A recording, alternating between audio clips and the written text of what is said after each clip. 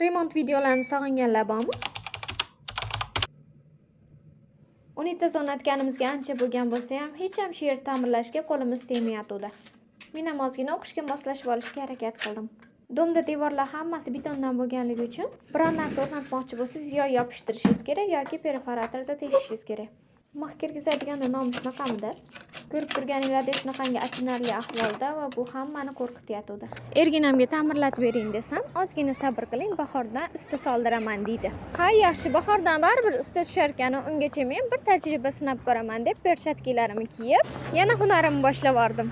Haligi to'ta aytadi-yu, "Hala hammangga ko'rsatib qo'yaman, dovrug'im butun dunyoga yetadi" deb. Xullas shunaqa qilib kech kirganiga qaramasdan tezda massa tayyorlab olib, tekislab chiqishni ham boshlab yordim. Bu yerning polni kraskasini ham yangilamoqchiman, lekin birinchi devorlarni tekislab olishim kerak ekan, shuning uchun ko'ngir qiysha joylariga birinchi shpakilovka urib oldim. Yana har doimgidek kechqurunda uringanman, chunki bolalarim uxlayotgan bo'ladi bu paytda.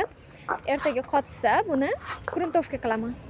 Pinterestdan shunaqa chiroyli nimalarni, remontlarni ko'rib qoldim. Xo'jayinimga bir ikkitasini ko'rsatsam, eng soddasini tanladi. Men ko'rgan rasmda guldonlar, kartinalar bor edi. Remont jarayonini o'tkazib yubormaslik uchun nima qilishni bilasiz-a?